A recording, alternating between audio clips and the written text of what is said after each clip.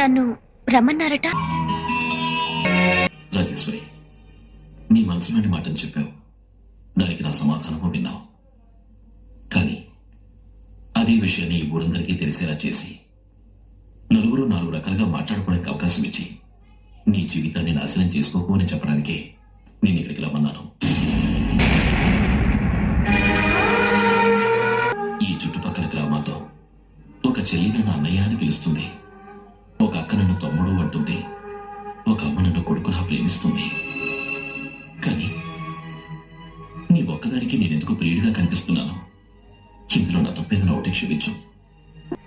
మీరు మంచితనంతోనే చంపుతారనుకున్నాను, మాటలతో కూడా చంపుతారా? ఈ ఊర్లో అందరి కష్ట సుఖాల గురించి ఆలోచించే మీరు నా గురించి ఎందుకు ఆలోచించరు? నేను ఈ ఊరు ఆడపిల్లనేగా. అందుకే చెప్తున్నాను, నీకు తగిన వాడిని చూసి పెళ్లి చేసుకోమని. అదే నీకు మంచిది, నాకు మంచిది. ప్రాణం వదిలేయమని చెప్పండి, వదిలేస్తాను.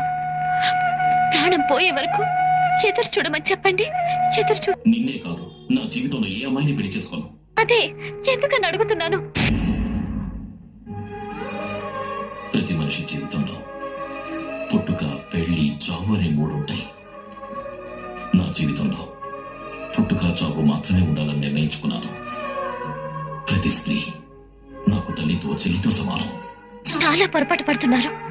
ఒక ఆడ మగ బంధం తల్లి చెల్లి దగ్గర ఆగిపోతే ఈ సృష్టి ఆగిపోతుంది.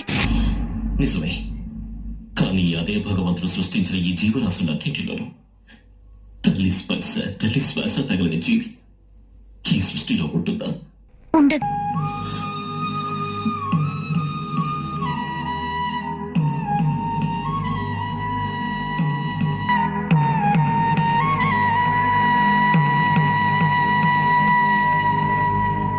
ఇప్పుడు ఎట్లా ఉంది పెద్దమ్మా?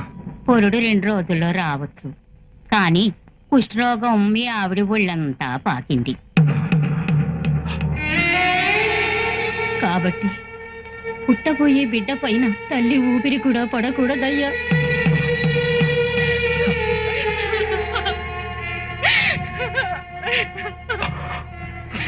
ఎందుకంటే ఇది అంటువ్యాధి, దీన్ని నయం చేసే మందే లేదయ్యా.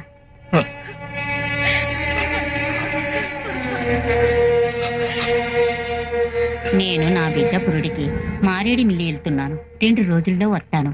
కొంచెం జాగ్రత్తగా చూసుకో అయ్యా.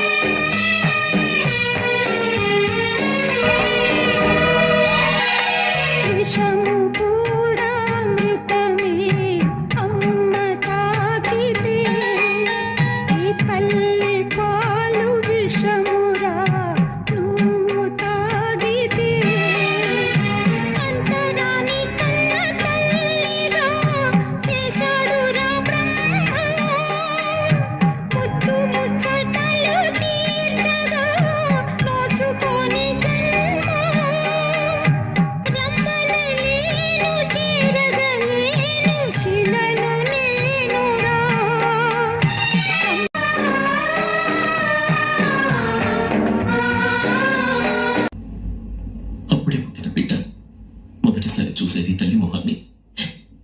నా తల్లి మొహాన్ని నేను చివరిసారిగా కూడా చూడలేకపోయాను. ఏ బిడ్డకైనా మొదటిసారి తెలిసేది తల్లి స్పర్శ. ఆ స్పర్శ ఎలా ఉంటుందో కూడా తెలియకుండానే నేను పెరిగాను. తన నా జీవితంలో కాకూడదని నా తల్లి నన్ను తాకుండానే గొప్ప త్యాగం చేసి చనిపోయింది.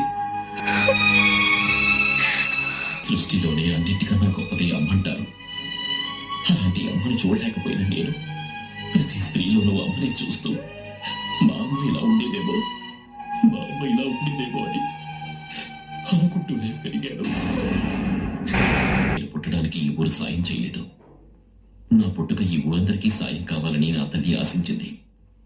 అందుకే ఈ ఊరిని నా తల్లిగా, ప్రజలందరినీ నా కుటుంబంగా భావిస్తూ అందరికీ నా వల్లైన సాయం నేను చేస్తున్నాను. ఒక్కొక్కరు జీవితంలో ఒక్కొక్కరి కోసం బ్రతుకుతుంటారు. చెల్లి కోసం ఒకరు, ప్రేయసి కోసం ఒకరు, భార్య కోసం ఒకరు, అలాగే కోసం బ్రతకాలని నిర్ణయించుకున్నాను. ఆ రోజు మా అమ్మకు వచ్చిన వ్యాధికి వైద్యం లేదు. మా అమ్మకి ఏర్పడిన పరిస్థితి వేరే ఏ అమ్మకి రాకూడదని, ఒక జబ్బు కారణంగా ఏ తల్లి బిడ్డ వేరు కాకూడదని అన్ని వసతులతో ఆసుపత్రి కట్టించాను. పసితనంలో నా చెవిన పడ్డ అమ్మ జోలపాట తప్ప ఏ ప్రేమ రాగాలు నా గుండెను చేరకూడదనే వైరాగ్యంతో బ్రతుకుతున్నాను. ఈ ఊరికొచ్చి నాపై తప్పుగా అభిప్రాయం పెంచుకున్నది నువ్వు ఒక్కదానివి. అందుకే చెప్తున్నాను, నీ ఉద్దేశం మార్చుకోమని. ఇంతవరకు నేను మిమ్మల్ని పెళ్లి చేసుకోవాలని అనుకున్నాను. కానీ మీ గురించి విన్న తర్వాత ఒక్క క్షణం బ్రతికినా మీతోనే కలిసి బ్రతకాలని నిర్ణయం తీసుకున్నాను. అమ్మ జ్ఞాపకాలు నా గుండెలంటా ఉన్నాయని చెప్తున్నా, అర్థం చేసుకోవే. మీ గుండెల్లో మీ అమ్మ ఉన్నట్టే నా గుండెల్లో మీరున్నారు. నేను దాన్ని మార్చుకోను.